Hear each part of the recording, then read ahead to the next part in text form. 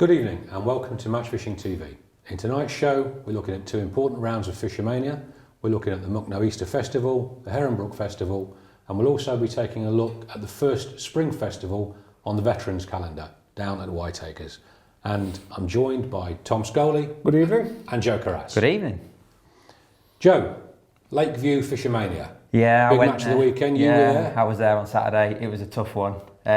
Sam Brown won it, £148, absolutely brilliant performance, but it was hard, really hard. It met with some criticism as well, the venue. I saw some Facebook chatter on it, and it seemed to me, looking at it as from somebody's view that hasn't fished Lakeview for many years, there seemed to be some criticism of the way one of the lakes had been stocked. Yeah, two of the lakes was Reef and Oasis got stocked with really big fish, 8 to sort of 12 pound carp, where the rest of the venue is all little fish. And basically, the rest of us didn't have a chance. There was 3 pegs on Oasis and a few pegs on Reef, caught a load of big fish. The rest of us were just scratching around for... I mean, Fishomania has always been about the look of the draw, but I guess, you know, if you're going to be on a lake where you absolutely have got no chance whatsoever within, you know, an hour of kick-off. Well, me, for example, I sat there for an hour, had 2 F1s, and I just looked around and seen Sam Brown catching double-figure fish every drop in on the top kit and wherever he put his rig, basically. And I thought, I'm off home.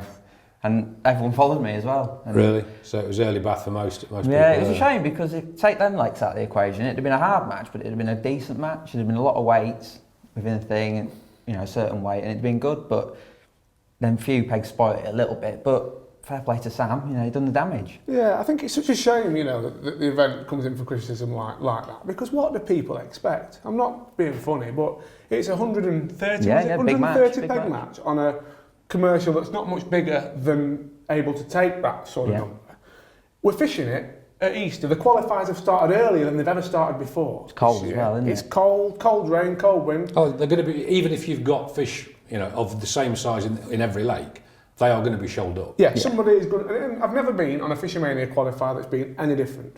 I've fished a few in my time, and I've never been on one that's any different. So I saw the criticism on Facebook too, and to be honest, if you want a nice fair fishing match where you're going to be rewarded for putting effort into your peg and catching a few fish and doing well and good angling, don't fish a Fishomania qualifier. Yeah, Simple as that. Yeah, I think that's probably a fair point.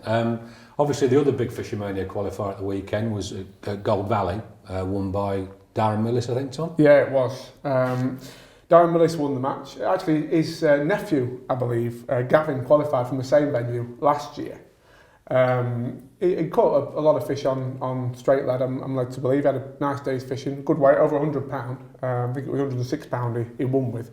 But my heart goes out to Grant Albert because yet again he was second. Bridesmaid again, wasn't he? Yeah, he was second in the match. How many times has he been second in Fishomania qualifiers? I spoke to him yesterday and it's 9 now and he still hasn't got into the final. It's cruel, isn't it? It is cruel, it's really cool. And he's also been second in the Maven Match this final, of course. He was just a few pounds short of winning. First one, wasn't it? Yeah, £50,000. But the thing with Grant is there's loads and loads and loads of things that he has won. So the fact that he's come so close on so many, just testament to the bloke's skill, really. Oh, absolutely. He's missed a consistency, but consistently second kind of hurts, doesn't it? Oh, it must do. The thing is, though, that he was still £50 behind the winner. I mean, it fished really hard gold. But again, that's another match that's been won on a straight lead, or Saturday was dobbing. It's early in the year, it's still cold, and the weather at the weekend was awful.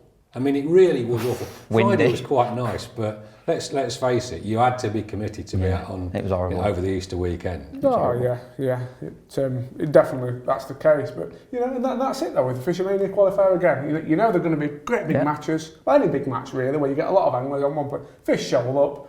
It's always going to be the case, and to me, it's a part of the event really. And you just got to embrace it. If you're going to fish them, that's what you're going to get. Fishomania was always about going for a draw. Yeah. And if you got half a draw, then you know you'd really concentrate. But if you didn't get half a draw, you knew you were there just to make the numbers up. Yeah. That was the case. Definitely. I mean, one thing I do think that they could do that we've actually done on some of the matches that we run is reduce it down to 5 peg section payouts. That would be a good way of keeping people on the bank. Yeah, now, probably right. A 10 peg section is quite a big section on these because a lot especially of these, on small lakes on a commercial exactly. complex. And they end up being split. That's the thing. It's, Yeah. you get 10 pegs all down one bank, and again, even within that little microcosm, if you will, you're going to have a peg at the end where you've got a bowl, and he's going to catch a few more fish than the rest of you. But a nice tight 5 peg section. You know, Joe talked about people going home early. You went home. Well, most of my section went home. So I left one lad who just sat there and he won the section. And the other thing about that is, of course, if people do take an early bath, then it just those people that stay behind have suddenly got, as long as there's not too much disturbance, they've got more and more empty pegs, they've got more and more areas to draw fish from. So yeah, I mean, having a 5 peg section on an event like that to encourage people to stay on and ensure it's as level playing a field as possible is probably something that does need to be looked at. It worked well at our Evesham Festival as well, doesn't it, in the qualifiers? I mean, it's something that's probably a good comparison, if you will, because Evesham, you can't win off every peg every time. There's going to be a lot of difficult pegs, but the fact that you're fishing against 4 other blokes for 40 or 50 quid... Yeah, on the qualifiers, absolutely. I think it's a great idea. Right. When you get to the main event, maybe not so much because you're going to stay the course anyway. Ireland, Mucknow. I've been going over there. Festival, yeah. Cathal Hughes, who we've done Feeder and Pole Fishing Plus with, haven't we, filming recently. He won the festival. Brilliant form. Yeah, he's awesome. Quality, isn't absolutely awesome. I mean, I think he's drawn a few nice pegs, Tom, hasn't he, by the sounds of it? Oh yeah, very much so. Great performances again. Yeah, there were quite. I don't know whether any of the viewers have seen it, but on Facebook, Michael Buckwalder, Cathal, and Phil Jackson have been doing a video blog of the Easter Festival. And it's been... Before they've had a drink or after? Oh, after. It's brilliant. Slurring all off it. It's so funny. And on one of the blogs, it's revealed that Michael Buckwalder actually had a bet with Cathal that he would draw a certain peg on White Island, which is the flyer, which was doing well up to that point. And lo and behold, Cathal went and drew it and had to give Michael Buckwalder €50. So.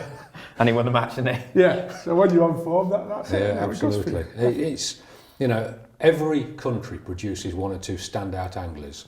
For the Welsh, it was Clive Branson. Clive was one of those guys that could have walked into the England team with a day, which was no mean feat. Lee Edwards is probably in that class now. Yeah. Bobby Smithers in Ireland, obviously, who won the World Championship, and Cathal falls into that category, I think. Yeah. An absolute class. His partner in crime was second, wasn't he? Phil Jackson. Yeah. He was second as well. So we've done the double, haven't we? Yeah, they're brilliant anglers, them too. Really good. It's now the second part of the Easter Festival. They have sort of 2-3 day festivals rather than one big one, and I think they're both doing well in that as well. I think Michael Buckwalder's actually leading the race though. At the time of filming, yeah, definitely. Not having a bad holiday. No. Tom, Heren Brook, that was where you were going for the weekend. How did that pan out? Yeah, well, again, it was a little bit of a victim of the cold weather, the rain and the wind, etc. I mean, Heren Brook's solid with fish, and just how difficult that fished just go to prove really that we've been a victim of circumstance in many respects. But the event was won by Ash Davis, a lovely young bloke from Cannock. Sounded a bit gay there. Lovely young bloke. In touch. No, he's a nice chap. He won the festival. Again, I've got a little interview which I'll play for you in a minute, but you do some nice pegs, but you've still got to do the damage. And the standard of angler on that festival was so high. You've got Andy Bennett there, Jamie Hughes there, basically the leading lights in the world of F1 fishing. And again, you could sort of say that Cream did rise to the top, because we had Jamie Hughes in second, John Chapman, who's a seasoned veteran, I don't think you can let me call him that one, a chappy. But... You did say though, Tom, that you commented how well Jamie Hughes actually drew. Yes, he's not bad at that drawing. He's quite good at dipping. Rolf Harris has got nothing on him, has it, when it comes to that drawing? But no, he's quite good. He's very good. And your weekend? Well... You've got to talk about it, Tom. I'll tell you all about it. What's and all, mate? It started off the first day, I was on Meadow Pool, and I was third in the section on there. I actually won the section got second in the section by default, so I won 30 quid, so I thought, this is all right. I thought, the 9 peg section, so a third's not a disaster, because you've got no dropper, so I thought, I just need a win, another half-decent result, and I might sneak in. Second day, I drew 27 on Canal, which is an area that they call Cyanide Strait, which gives you an idea. Sounds promising. Yeah. But there had been a few fish there the previous day without it fished. There'd been a £97, there'd been 3 £70 in this area. And I thought, oh, maybe that peg will be okay in that section. It wasn't to be. I had £33, which again was third in section. But the pegs where they all caught £70, the previous day, they had £7 a piece, which shows just how hard it had gone after that cold rain, hail, wind, you know. Yeah. And the third day, it didn't get any better. I had 16, but I think I ended up about 17th out of the 50. How difficult was it in that wind that we had? I mean, Horrendous. It doesn't matter where you were. I looked at the weather forecast prior to the weekend, and it looked as though the further north you were, the lighter it was going to get. But I don't think that happened at all. I think it pretty much wiped out everywhere, didn't it? Good weather for flying kites. The wind was off my back and it was hard, so God knows how it was for the people with it across them. Hard work. How like a beetroot on Sunday night. It slapped bang in my face. It was horrible. Red raw. Cool. Okay, so Tom caught up with Ash after the win to see how he'd done it. Well, I'm here with the 2016 Heren Brook Easter Festival champion, Ash Davis. Well done, mate. Cheers, mate. You've had a brilliant 3 days, haven't you? Yeah, I loved it. Just talk us through it. Where have you drawn and what you caught? First day I drew on 13 canal. Didn't really fancy that well. Better pegs in the section. Yeah. But it's been a simple day and I've caught short up pellets and down the edge. Lovely. I've ended up with bench 70 F1s, 29 pounds. Couple of days fishing. And then on the second day? Second day I've drew 24 bridge. Spot on again, I think. But struggled again. Well, not struggled. I've caught, but with 18 and 22, I've caught carp and I've ended up third in the section with 55 pounds. Yeah. Caught across on pellets. Nice days fishing. Still plenty of bites, isn't it? And then what about today? What about today's match? You come second overall today, have you? Second overall today, yeah. And turned up late. Had to have my peg drew from there. Why was that? Did you go out last night? No, I was stuck on the motorway. Oh, right. And, peg drew for me. It's been 26 on meadow. Yeah. So can't won section both days before. Can't complain with that. And ended up with 84 pound. Just dobbing maggots across. It's all right to say that about winning the section the day before. We've still got to do it, mate. You know, the pressure's on at the final day when you're in contention like that. Yeah. But, nice little pick up there. How much have you picked up for the 3 days? Just over 1,200 quid. Lovely. What are you going to spend it on? I don't know, probably save. Well done again, mate. Cheers, mate. Thank you. Great interview, Tom. Thank you. Well, after the break, we'll be back with news on the Loch Ken Festival, the Whiteacres Veterans Festival, and more separated at birth. See you then.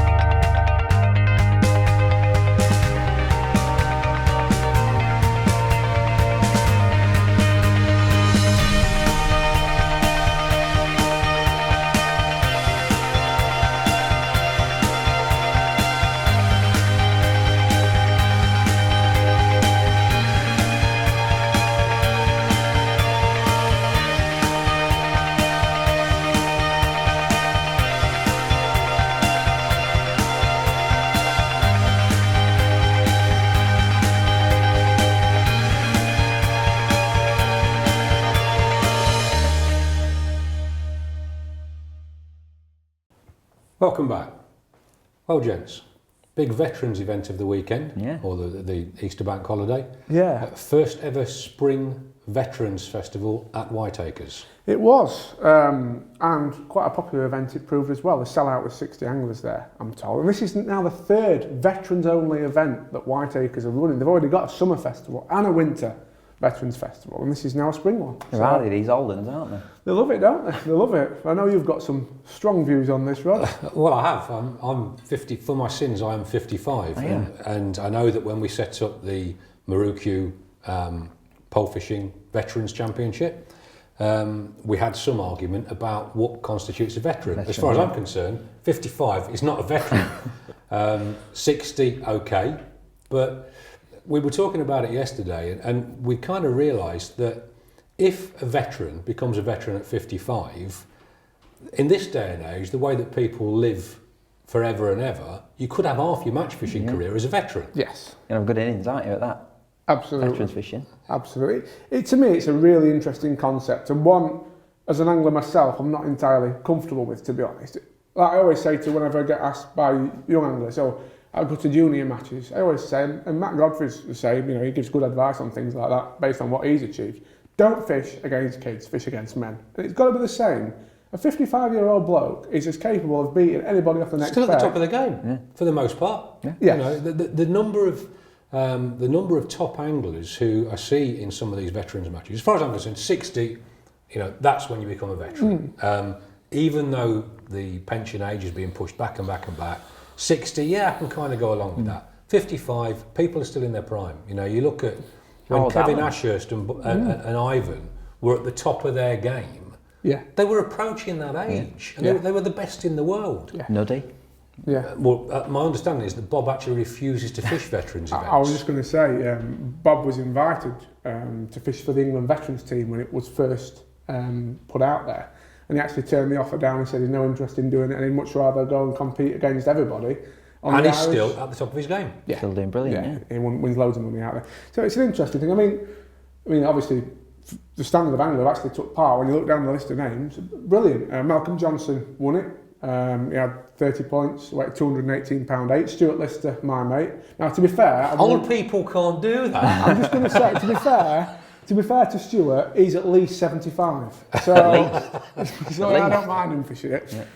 £175 1 ounce. And Harry Billen, who's actually got a call-up, I believe, this year for the England veterans team, he was third. Now, I'm going to hazard a guess here that Harry probably is a veteran. I think he's just turned 60. Yeah. Because my understanding is the England, or the FIPS veterans rules are talking about being changed as well. Now, at the moment, you've got to be 60 to fish for the FIPS veterans thing, as you have with ours.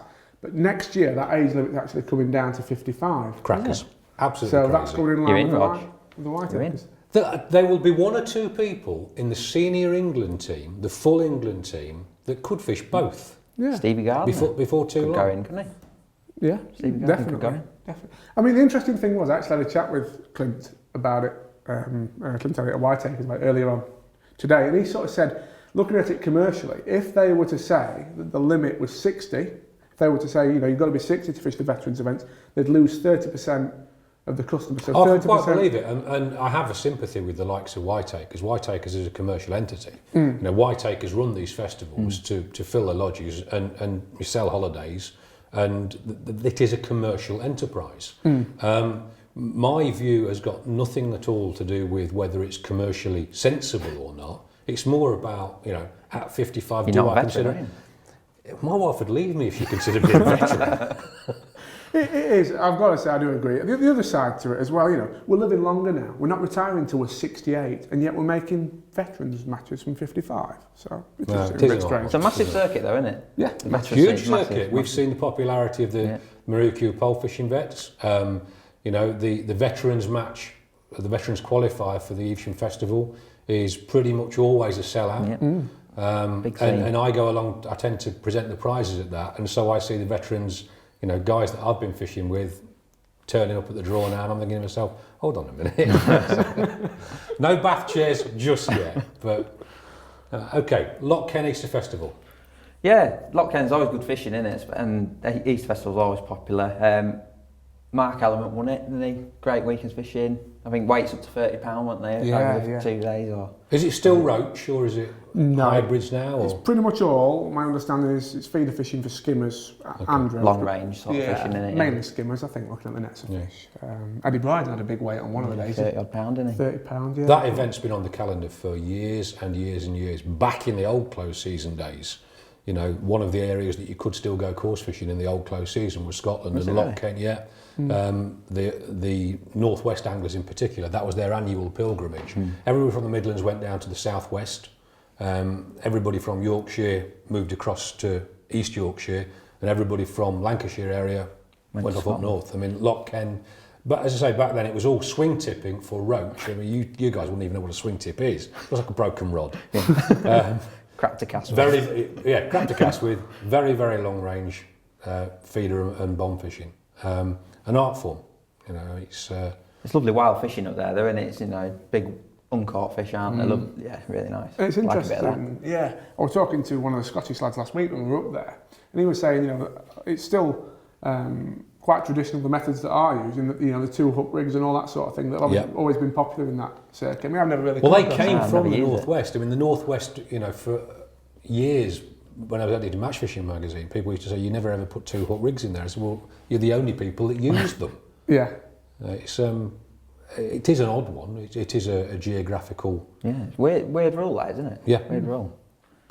but it works. They're not catching masses of fish. It's not like you're catching 2 double-figure carp. They're going to do that and snap themselves off. So. That'd be interesting, wouldn't it? Definitely. So who won it? Mark Ellerman won it. He picked £1,000 for his trouble. Lee Hardy, who's obviously a big name from the northwest, he was second. Mark Hardy's lad. He's a brilliant angler, Lee, and he does ever so well. Goes under the radar as well a bit, doesn't he? Definitely. He did fish for England once, I think. Didn't he? I think Six Nations maybe. Yeah, Six Nations. Yeah. Great angler. He is. Simon Stott third. He had 4 points, picked up £500. You know, there's a lot of money to be won up there. Good fishing. Excellent. We wanted to talk about the talent pathway, the Angling Trust's talent pathway. Yes. Obviously, we are all good mates with Matt Godfrey. Yeah. Matt Godfrey is one of the best young anglers in Europe, if not the world, and the reason he's not with us today or for this shooting is he's off in France competing in the Census Challenge. Yeah. But we've got a lot of good youngsters coming through, and this talent pathway is really putting them on the right route Path, yeah. to being new Matt Godfreys. Yeah, it is. I spoke to Matt. I was obviously really enjoyed running this series this year. And the good thing about it is it's very focused. It's just been specifically about pretty much big waggler fishing because that's what's going to be required in the World Championships later this year. I think it's in Coarse in Portugal. So it's all Waggler big, fishing, big waggler chucking across. So, you know, they've been to venues that have suited that sort of thing. This weekend was at Barston. I know Matt's been really, really impressed with the standard of a lot of the young anglers who've taken part.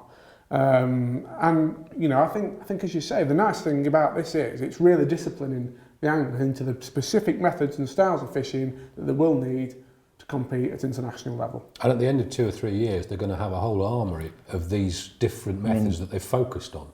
The guys who are coaching them are awesome. I mean, they get Des Shipp, Callum Dix, Matt, Lee Kerry, you know, Joe Roberts, people like that.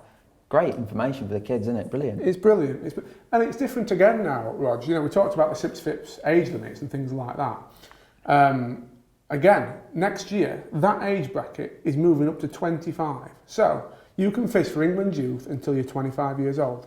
So these lads, some of them are 12, 13, have 12 years of getting in or potentially trying to get in the England youth setup. So the skills they're going to learn over that period of time is going to put them in excellent stead. Massive, yeah. Brilliant. Yeah, it certainly bodes well for, as I see it, the England senior team and the world champs proper. Definitely. But then they'll have to retire early to get in the Get in the vets, yeah. Get in the vets. Okay. Separated at birth was a popular feature last week. It was, yeah. People seem to like it. Yeah, didn't they liked a bit of that, didn't they? We could see that on the analytics, couldn't we? I think it was Richard Shave's mum watching it on a regular Over basis. and over again. That's where he's gone, Doctor Who. But no, Jason Smith sent in one. Tom reckons you look a bit like Daniel Mays. Well, I don't know who he is, but he must be a very good-looking bloke. That's what I'm going to say. Women find him irresistible, don't they? Definitely. What I did think... Oh, that's the difference. That's it. The one I did think were good, though, was we had another one sent in. Matt Godfrey looking a bit like Gary Windass off Coronation Street. Yeah, now, I'm It's a dead ringer, isn't it? proud to say I don't watch Coronation Street. I and don't. I haven't watched Coronation Street for many a year. But having seen the 2 photographs, they are Unmistakable. definitely, separated at birth. In fact, Gary Windass could well be fishing the Census Challenge in France this week.